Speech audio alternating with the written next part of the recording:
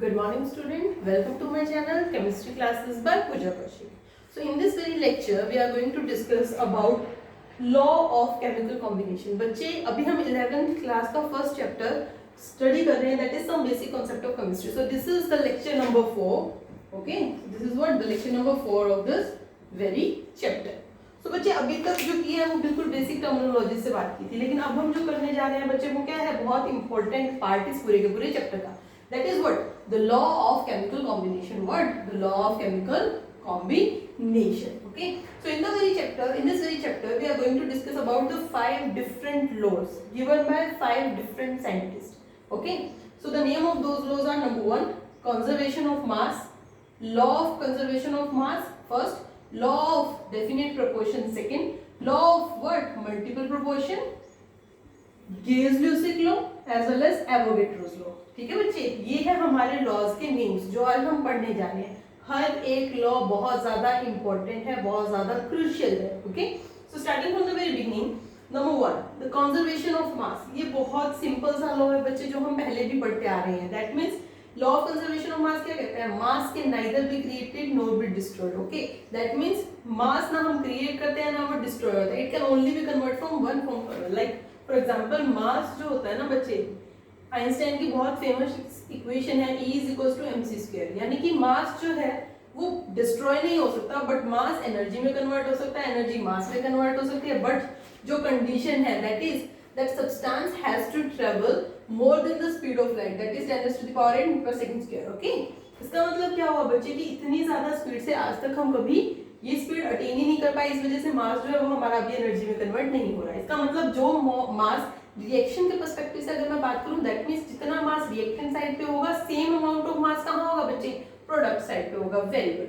तो सबसे पहले जब भी हम लॉज की बात करते हैं, ये लॉ दिया किसने वो बहुत ज्यादा इंपॉर्टेंट है बच्चे, बिकॉज हम इन लोगों का क्रेडिट नहीं ले सकते. Okay, they are very famous. Okay, और इन्होंने अपनी पूरी लाइफ लगाई सिर्फ लॉज, ये एक लॉ डिराइव करने में ही पता नहीं कितने साल इन्होंने अपनी लाइफ के डिवोट किए. Okay, so the law of conservation of mass given by what बच्चे? लवोजियर इन ईयर 1789. याद करने की जरूरत नहीं है, बट फॉर योर नॉलेज तुम्हें पता होना चाहिए. ठीक है, अब इसमें क्या बोला गया बच्चे? रिएक्शंस के पर्सपेक्टिव से अगर मैं बात करती हूँ, इन्होंने कहा लवोजियर ने that total sum of masses on both the sides of the reaction remain same. That means the mass on the reactant side is equals to the mass of the product side. यानी कि मास अगर reactant side पे जितना है, supposedly इन्होंने जब experiment किया तो इन्होंने क्या लिया था बच्चे? Silver nitrate as well as sodium chloride. Okay, इन्होंने जब सिल्वर नाइट्रेट और सोडियम क्लोराइड की रिएक्शन की तो क्या हुआ? AgCl और NaNO3. That means silver chloride as well as sodium nitrate. तो ये क्या हो गया? फॉर्म हो गया. इन्होंने देखा कि जो मास यहाँ पे था रिएक्टेंट साइड पे, उतना ही सिमिलर मास क्या है? प्रोडक्ट साइड पे है. इसको और सिंपलीफाइड तरीके से मैं अगर आपको समझाऊं, जैसे कि सिंपल बेसिक रिएक्शन क्या होती है जब हम वाटर की फॉर्मेशन करते हैं, that is H2 + half of O2 let's see the formation of what? Water molecule. तो H2 का क्या हुआ बच्चे? 2 gram. 1 atom of hydrogen weight is 1. तो 2 है तो क्या होगा? 2 प्लस ऑक्सीजन का एक का क्या होता है? 16. ट्वाइस का क्या होता है बच्चे? 62. लेकिन हमें क्या चाहिए? सिर्फ हाफ चाहिए, तो 32 का क्या कर देंगे? हाफ कर देंगे. कितना आएगा बच्चे? 16. यानी कि लेफ्ट साइड का टोटल मास क्या है? 18. और वाटर का मास भी क्या है बच्चे? 18. यानी कि जितना आपने रिएक्टेंट का मास था उतना ही क्या होगा? प्रोडक्ट का मास होगा. बिल्कुल सिंपल सी थी. समझ में आया law of conservation of mass? Very very easy. Now the further this second law. Second law क्या कहता है? Definite proportion. नाम से ध्यान देखो, डेफिनेट मतलब फिक्स, प्रोपोर्शन मतलब जिस भी रेशियो में वो ऐड होंगे. यानी कि दो एलिमेंट जब कंबाइन होंगे, कोई कंपाउंड बनाएंगे, तो उनकी जो रेशियो होगी वो क्या होगी? फिक्स्ड रहेगी. दैट मींस कहने का क्या था? सबसे पहले साइंटिस्ट कौन है? प्राउस्ट.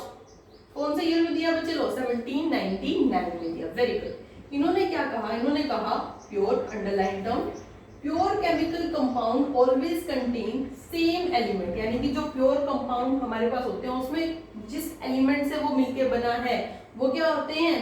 सेम रहते हैं. जो कंबाइन करते हैं किसमें बच्चे? Fixed proportion by their weight और मास. इसका मतलब क्या? एग्जांपल से समझो. इन्होंने किसका एग्जांपल लिया बच्चे? क्यूप्रिक कार्बोनेट कह लो या कॉपर कार्बोनेट कह लो. ओके, इनका जो कॉपर कार्बोनेट का एग्जांपल था, इन्होंने कहा कि मैंने 2 सैंपल लिए कॉपर कार्बोनेट के.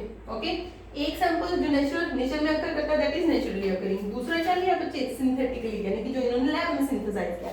इन्होंने ये देखा कि क्या जो कंपाउंड यानी कि क्या जो हमारा क्यूप्रिक कार्बोनेट है वो नेचर में उसका क्या फॉर्मूला है, क्या मास, यानी कि जो जो एलिमेंट उसमें प्रेजेंट है उनकी मास रेशो कैसे निकालते हैं। जैसे वाटर में अगर मैं H2O की मास रेशो निकालूं बच्चे, तो वाटर का टोटल क्या है 18, उसमें हाइड्रोजन कितना कर रहा है 2, तो मास रेशो ऑफ हाइड्रोजन क्या होगी बच्चे, mass of hydrogen that is 2 divided by total mass of water that is 18, यानी कि उस 18 ग्राम में हाइड्रोजन कितना कंट्रीब्यूट कर रहा है 2/18 कंट्रीब्यूट कर रहा है। सिमिलरली इन्होंने कॉपर की देखी, नेचुरल में 51.35 थी, सिंथेटिक में भी क्या थी बच्चे 51.35 थी। अगर मैं बात करती हूँ कार्बन की, कार्बन में नेचर में जो अवेलेबल था क्यूप्रिक कार्बोनेट उसमें कार्बन की मास परसेंटेज क्या थी बच्चे 9.74, सिमिलरली सिंथेटिकली जो उन्होंने सिंथेसाइज किया उसमें भी क्या थी 9.74। ऑक्सीजन की बच्चे इन्होंने तो देखा कि नेचर में जो है वो 38.91 है और ऐसे ही हमारे सिंथेटिक में, यानी कि इन स्लो का कहने का मतलब क्या है डेफिनेट प्रोपोर्शन, यानी कि जो भी कंपाउंड अवेलेबल है चाहे वो नेचर से एक्सट्रैक्ट किया या हमने लैब में सिंथेसाइज किया, उसमें जो भी एलिमेंट प्रेजेंट होंगे वो क्या होंगे फिक्स्ड प्रोपोर्शन में प्रेजेंट होंगे, उनकी जो मास की जो रेशियोज होंगी फिक्स्ड रहेंगी, वेरी नहीं कर सकते। लेकिन अभी मैंने क्या कहा यहाँ एक अंडरलाइन टर्म क्या बच्चे प्योर का मतलब क्या, देखो ध्यान से देखना जरा। अगर बच्चे हम इम्प्योर सैंपल ले लेते हैं, देखो इम्प्योरिटी मैंने आपको बताई थी, इम्प्योर सैंपल लेते हो तो law of definite proportion apply नहीं होता, इसलिए उन्होंने क्या कहा था कि प्योर केमिकल सब्सटेंस के बारे में बात करी, बिकॉज अगर इम्प्योरिटी आ जाती है तो किसी ना किसी एलिमेंट की आएगी, तो बच्चे वो मास प्रोपोर्शन क्या कर देगा वेरी करा देगा। Very good. सेकेंड जो इसमें मेन इंपॉर्टेंट पॉइंट है वो है बच्चे की डेफिनेट प्रोपोर्शन लॉ को यूज करते हुए क्या ध्यान में रखना है कि वो आइसोटॉप्स नहीं होनी चाहिए। देखो आइसोटॉप्स क्या होते हैं हमारे पास, अगर मैं बच्चे आइसोटॉप्स की बात करती हूँ 6C12, 6C14, 6C13, ये सभी क्या है आइसोटॉप्स। क्यों? क्योंकि एटॉमिक नंबर क्या है सेम बट मास नंबर क्या है बच्चे डिफरेंट है, ये क्या होते हैं आइसोटॉप्स होते हैं। तो अगर आइसोटॉप्स के केस में मैं ये लॉ लगाना चाहूँ क्या ये वैलिड होगा?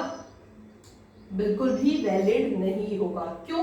क्योंकि बच्चे डेफिनेट प्रोपोर्शन में अभी तो हमने बोला कि फिक्स्ड मास होना चाहिए, बट आइसोटॉप्स का तो मास क्या है वेरी कर रहा है। इसका मतलब आइसोटॉप्स के केसेस में ऐसा नहीं हो सकता कि मैं दो सैंपल लूं, एक में आइसोटॉप्स 12 है और एक में आइसोटॉप 14 है, तो इनका रिजल्ट कभी भी डेफिनेट प्रोपोर्शन ऑफ लॉ से आ ही नहीं सकता, बिकॉज आपने बेसिक चीज ही क्या कर दी चेंज कर दी बच्चे, उनका मास ही फिक्स नहीं रहा। समझ रहे हो? दैट मींस कहां एप्लीकेबल है इम्प्योर सब्सटेंसेस में and secondly in the case of isotopes. Very good. So the third law is the multiple proportion. Multiple proportion means ratio जिसकी हम बात कर रहे थे। अब ध्यान से सुनो, ये लॉ दिया किसने? डाल्टन ने ये लॉ दिया किस ईयर में बच्चे? 1803 में। इन्होंने क्या बोला? इन्होंने they just said a simple thing, simple सी बात बोली। इन्होंने कहा कि अगर मैं दो एलिमेंट लेती हूँ, अगर हम दो एलिमेंट लेते हैं लाइक हाइड्रोजन ऑक्सीजन, मैंने वो दो एलिमेंट से दो डिफरेंट कंपाउंड बनाए। एक बार मैंने हाइड्रोजन ऑक्सीजन लेके मैंने वाटर बनाया, एक बार मैंने हाइड्रोजन और ऑक्सीजन लेके बच्चे क्या बनाई? हाइड्रोजन पेरोक्साइड बनाई, दैट इज H2O2। इन्होंने कहा सेम एलिमेंट थे, अलग अलग कंपाउंड बना रहे थे, और मैंने क्या किया, जो एक एलिमेंट मैंने लिया मैंने उसका मास फिक्स कर दिया, यानी कि हाइड्रोजन 2 ग्राम लिया, हाइड्रोजन 2 ग्राम लिया, हाइड्रोजन को फिक्स कर दिया, और ऑक्सीजन का मास वेरी करके मैंने दो क्या कर लिए बच्चे? डिफरेंट कंपाउंड्स फॉर्म कर लिए। जैसे पहले वाटर कर लिया, दूसरा H2O2 कर लिया। ध्यान से देखो, एक एटम ऑफ ऑक्सीजन का मास क्या होता है बच्चे? 16 ग्राम। O2 का क्या होगा? 32 ग्राम। इसका मतलब क्या हुआ? हाइड्रोजन फिक्स थी, कंपाउंड्स तो डिफरेंट है नो डाउट। ऑक्सीजन का मास वेरी करोगे तभी तो कंपाउंड डिफरेंट आएंगे। अगर ऑक्सीजन का मास आपने 16 रखा तो हमेशा वाटर नहीं बनेगा, अभी करके नहीं हटते डेफिनेट प्रोपोर्शन वाली चीज। तो इसका मतलब क्या हुआ? जब मैंने ऑक्सीजन का मास वेरी किया तो मेरा कंपाउंड भी क्या हो गया? चेंज हो गया। डाल्टन ने क्या बात बोली कि अगर आप एक एलिमेंट को फिक्स करके दूसरे वाले एलिमेंट का अगर मास चेंज करते हो तो वो जो मास चेंज होगा वो हमेशा क्या होगा? एक होल नंबर रेशियो में चेंज होगा। दैट मींस अगर ऑक्सीजन के वेट की मैं रेशियो निकालूं बच्चे, 1 is 16 gram, another 1 is 32 gram, इन दोनों की रेशियो क्या होगी? 16 to 30, that is 1:2। It is a whole number ratio, यानी कि ये कंप्लीट होल नंबर में हमारे पास रेशियो आएगी। समझी बात? Very very important concept. लेकिन बच्चे देखो ड्रॉबैक्स होते हैं। ये लॉ जैसे पहले वाले लॉज वैलिड नहीं थे, अब ये वाला लॉ कहाँ वैलिड नहीं होगा? खुद सोचो बच्चे, ये लॉ कहाँ वैलिड नहीं होता? कार्बन कंपाउंड की बात करते हैं। क्यों? क्योंकि कार्बन कंपाउंड में एक मेन प्रॉपर्टी आती है, दैट इज कैटिनेशन प्रॉपर्टी। क्या प्रॉपर्टी आती है बच्चे? Catenation property. Catenation property of carbon हमें क्या कहती है कि कार्बन के पास एक ऐसी प्रॉपर्टी है because of its tetravalency and small size and all that stuff कि वो बहुत large number of compounds form कर सकती है। That means carbon can combine with carbon and lead to the formation of a large number of compounds. For example C4H10, C5H12। अब देखो ये multiple proportion का लॉ यहाँ वैलिड क्यों नहीं है? मल्टीपल प्रोपोर्शन का लॉ यहाँ वैलिड क्यों नहीं है बच्चे? वो इसलिए वैलिड है, देखो यहाँ बात हो रही थी मल्टीपल प्रोपोर्शन, बट प्रोपोर्शन की बात तो है। अब यहाँ पे क्या प्रॉब्लम आ रही है? यहाँ पे एक कार्बन कितने हाइड्रोजन कंटेन कर रहा है? 2.5। यहाँ पे एक कार्बन 2.4। अब ये कैसे आया? ध्यान से सुनो। अब ये कार्बन क्या है? 5 है, हाइड्रोजन क्या है? 12 है। 12 divided by 5, 5 to the 10, that is 2.5। यानी कि एक कार्बन की कंट्रीब्यूशन 2.5। ये तो बच्चे प्रोपोर्शन ही वेरी करा दी ना हमने। दैट मींस हम जो फॉर्मूलाज ले रहे हैं उसमें हम कार्बन को ही चेंज करा रहे हैं। हमारी हाइड्रोजन भी वेरिएबल है, हमारी कार्बन भी वेरिएबल है, बट डाल्टन ने तो ये बोला था ना बच्चे कि एक को तो फिक्स रखो, सिर्फ दूसरे को वेरी करोगे, और जितना वेरी करोगे वो हमेशा क्या आएगा? होल नंबर रेशियो में आएगा। दैट मींस कैटिनेशन प्रॉपर्टी में हमारे पास ये चीज वैलिड नहीं हो पा रही। Very the next law is Gay Lussac law. देखो गे-ल्यूसिक लॉ बहुत इंपॉर्टेंट लॉ है। नेम जो है वो साइंटिस्ट के नाम पे ही बच्चे लॉ का नेम है, दैट इज गे-ल्यूसिक। गे-ल्यूसिक साइंटिस्ट ने ये लॉ दिया था। किस ईयर में दिया था बच्चे? 1808 में। इन्होंने बोला कि गैस कंबाइन हो रही है किसी भी रिएक्शन में या फिर गैस प्रोड्यूस हो रही है किसी भी रिएक्शन में, तो वो हमेशा क्या होगी? सिंपल रेशियो बाय वॉल्यूम में होगी। कहने का मतलब क्या है? सबसे पहली बात जो गे-ल्यूसिक लॉ है हम गैसेस पे लगाते हैं।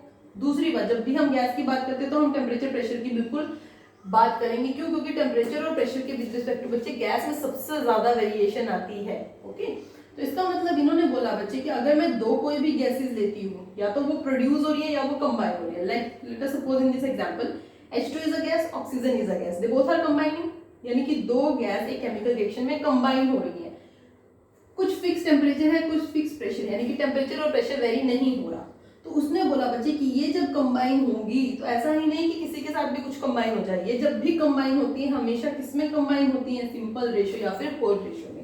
दैट मींस अगर यहाँ H2 और O2 की बात करती हूँ, हाइड्रोजन अगर मैं 100 ml लेती हूँ ना बच्चे, तो इसके लिए ऐसा नहीं होगा कि मुझे यहाँ पे 55 ml, 65 ml, 75 ml चाहिएगा। No, simple ratio. Simple ratio मतलब whole number ratio. That means अगर 100 ml में हाइड्रोजन लेती हूँ तो मेरी वो किससे कंबाइन कर रही है? 50 ml ऑफ हाइड्रोजन से कंबाइन कर रही है। समझ रहे हो बात? तो 100:50 रेशियो क्या होगी? 2:1। That means the simplest ratio.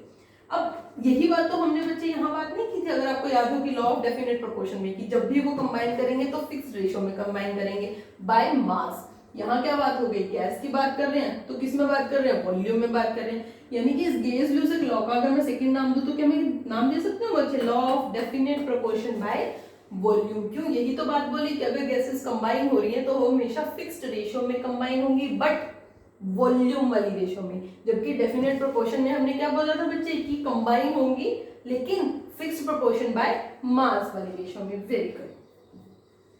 Second thing जो याद रखनी है बच्चे, ऐसा ना हो कि आप एक को 100 ml कर रहे हो, दूसरे को 1 लीटर कर रहे हो। That means the unit should be same. हमेशा हमेशा याद रखना कि यूनिट्स जो है हम बॉदर नहीं करते, but they are very very important. That means unit जो रहेगी वो बिल्कुल सेम रहेंगी, 100 ml एज वेल एज 50 ml। मिलीलीटर में है तो मिलीलीटर में ही रिप्रेजेंट करोगे। That's the key point. It is a very very important law बच्चे। The law name is Avogadro's law given by Avogadro। अब ध्यान से इसकी थोड़ा हिस्ट्री सुनो। जब एवोगैड्रोस ने लॉ दिया, एवोगैड्रो का लॉ ये कहता था बच्चे कि जब भी मान लो कि मेरे पास कोई भी दो कंटेनर्स हैं, टेम्परेचर और प्रेशर में अगर फिक्स कर रही हूँ, ठीक है, इसमें कोई भी गैस है, सपोजिटली हाइड्रोजन है, ऑक्सीजन है, थर्ड कंटेनर ले लेते हैं नाइट्रोजन है, इसमें जितने भी नंबर ऑफ मॉलिक्यूल्स होंगे at a fix temperature and pressure, मैंने इनकी वॉल्यूम फिक्स रखी, सपोजिटली VmL, इसकी भी क्या ली बच्चे VmL, और इसकी भी क्या ली VmL, यानी कि कोई भी एक वॉल्यूम सजेस्ट कर लो। 10 ml सपोज करो, मैंने 3 बीकर लिए, 3 बीकर में मैंने 10 ml 10 ml 10 ml वॉल्यूम डाल दी। किसकी बच्चे? गैसेस की। एक गैस है हाइड्रोजन, ऑक्सीजन और नाइट्रोजन। अब जब एवोगैड्रोस ने अपना लॉ दिया अपनी ऑब्जर्वेशन से, उन्होंने कहा कि अगर मैं टेम्परेचर और प्रेशर फिक्स रखती हूँ, फिक्स टेम्परेचर और प्रेशर पे, equal volume of all the gases, यानी कि वॉल्यूम सेम थी 10 ml 10 ml 10 ml supposedly, equal volume of all the gases at a certain temperature and pressure should contain equal number of molecules, यानी कि उन volume में beaker के अंदर अगर सपोज करो यहाँ पे जैसे मैंने आपको रिप्रेजेंट किया बच्चे 6 मॉलिक्यूल्स हैं, अगर 6 मॉलिक्यूल्स यहाँ है तो दूसरे कंटेनर में भी 6 होंगे और नाइट्रोजन के कंटेनर में भी 6 ही मॉलिक्यूल्स होंगे, किसके, नाइट्रोजन के। समझ में आई बात? Equal volume of all the gases, equal volume of all the gases at same temperature and pressure contain equal number of molecules.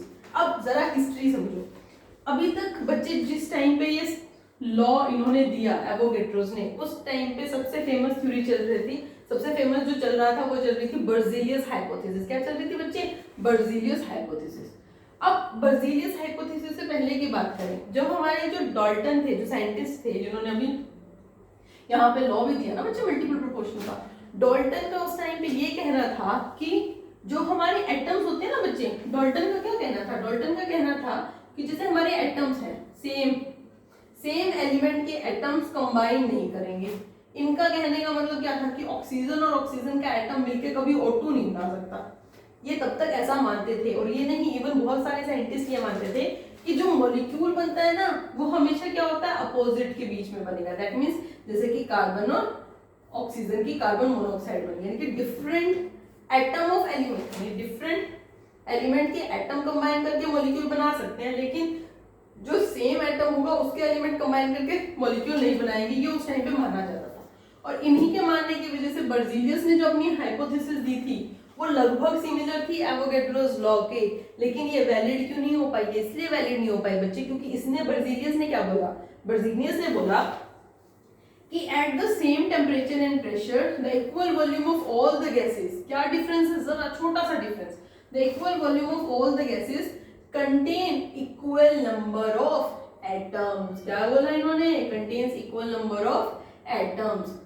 Avogadro क्या बोलता है कि उनमें इक्वल नंबर ऑफ मॉलिक्यूल्स होंगे, यानी कि ये मानता था एवोगैड्रो कि O2 एग्जिस्ट कर सकती है। O2 is a diatomic molecule, यानी कि 2 ऑक्सीजन कंबाइन करके O2 बना रही है। लेकिन बर्ज़ेलियस और डाल्टन में क्या चल रहा है? बर्ज़ेलियस ने कहा कि equal volume of all the gases at certain temperature and pressure contain equal number of what बच्चे? एटम्स, कि उनमें सेम नंबर ऑफ एटम होंगे। बर्ज़ेलियस ने हाइपोथेसिस दे दी, लेकिन जब केमिकल रिएक्शन में बर्ज़ेलियस की हाइपोथेसिस अप्लाई की गई तो बच्चे ये पाया गया कि कोई भी रिएक्शन जो हो रही है उसमें फ्रैक्शन में नंबर ऑफ एटम्स आ रहे हैं, दैट मींस 1.5 एटम्स। और आपको पता है बच्चे कि हम एटम को नहीं डिवाइड कर सकते, 1.5 एटम का कोई सिग्निफिकेंस ही नहीं है। आप एटम का हाफ कंसीडर ही नहीं कर सकते किसी भी चीज में। समझ में आ रही है बात? मॉलिक्यूल का हाफ हो सकता है, जैसे हम जब वाटर फॉर्मेशन करते हैं तो O2 का हाफ करते हैं, because O2 is a molecule. Molecule का हाफ एग्जिस्ट करता है, यस इट एग्जिस्ट, लेकिन अगर मैं एटम का हाफ बोलूं तो ये कोई चीज एग्जिस्ट नहीं करती बच्चे, कि मैं एटम को हाफ कट कर रहे हैं और वो हाफ पार्टिसिपेट कर रहे हैं रिएक्शन में, that is a very irrelevant thing. Okay, तो अब जो मेन था कि एवोगैड्रोस लॉ एक्सेप्ट हुआ और बर्ज़ेलियस हाइपोथेसिस, तभी मैं कहती हूँ कि टर्म्स बहुत इंपॉर्टेंट होती हैं। दोनों की चीजें सेम थी, सिर्फ टर्म डिफरेंट थी। बर्ज़ेलियस ने एटम यूज किया, एवोगैड्रोस ने क्या यूज किया बच्चे? मॉलिक्यूल यूज किया। तो जब एवोगैड्रोस लॉ के उन केमिकल रिएक्शन में अप्लाई किया गया जहां बर्ज़ेलियस हाइपोथेसिस फेल हो गई, तो क्या पाया गया? अगर मैं 1.5 मॉलिक्यूल बोलती हूँ तो बच्चे इसका तो सिग्निफिकेंस है, because half of molecule can exist easily, very easily it can exist. Getting my point? Molecule की इंडिपेंडेंट एग्जिस्टेंस होती है, बट एटम इंडिपेंडेंटली एग्जिस्ट कर भी सकता है और नहीं भी कर सकता। आप ध्यान से सुनो कि एटम और मॉलिक्यूल में क्या डिफरेंस चल रहा है। Atom independent existence, like helium atom, helium को जरूरत नहीं है किसी दूसरे एटम की खुद को स्टेबलाइज करने के लिए, because of it's noble gas electronic configuration, will discuss it later on. Oxygen नहीं एग्जिस्ट कर सकता, हाइड्रोजन नहीं एग्जिस्ट कर सकता, नाइट्रोजन नहीं एग्जिस्ट कर सकता। मॉलिक्यूल की इंडिपेंडेंट एग्जिस्टेंस होती है हमेशा से, जब भी दो चीजें कंबाइन करेंगी वो क्या होगी बच्चे? हमारे पास हमेशा इंडिपेंडेंट एग्जिस्टेंस में रहेंगी। तो यही मेन डिफरेंस है एटम और मॉलिक्यूल में, कि एटम एग्जिस्ट कर भी सकता है independently without the help of any other thing, but molecule की इंडिपेंडेंट एग्जिस्टेंस हमेशा से होती है हमारे पास। तो बच्चे ये तो थी आज के लॉज के बारे में। अब देखो इसमें एक चीज और आ जाती है, एप्लीकेशन की अगर मैं बात करती हूँ, किसकी बात करती हूँ? एप्लीकेशन। एवोगैड्रोस लॉ की, किसकी बच्चे, एवोगैड्रोस लॉ की एप्लीकेशन के बारे में बात करते हैं। सबसे पहले वो बताता है हमें एटॉमिसिटी, क्योंकि एवोगैड्रोस के लॉ आने के बाद सभी साइंटिस्ट के माइंड में ये चीज बिल्कुल क्लियर थी, बेसिक फंडा, कि एटम और मॉलिक्यूल दोनों अलग अलग चीजें हैं और दोनों अलग अलग तरीके से उनकी प्रॉपर्टीज या अलग अलग तरीके से अपनी एग्जिस्टेंस शो करते हैं। एटॉमिसिटी का मतलब क्या होता है बच्चे, number of atoms present in any substance. Like यहाँ ऑक्सीजन का मॉलिक्यूल है, ऑक्सीजन के कितने एटम है, 2, एटॉमिसिटी इज 2। इसमें total number of atoms, carbon oxygen oxygen, total number of atom is 3, so the atomicity is 3। यानी कि एवोगैड्रोस नंबर के बाद हम किसी भी कंपाउंड की क्या बता सकते हैं, उसकी एटॉमिसिटी बता सकते हैं। दूसरी एप्लीकेशन होती है बच्चे vapour density, these are the extra point.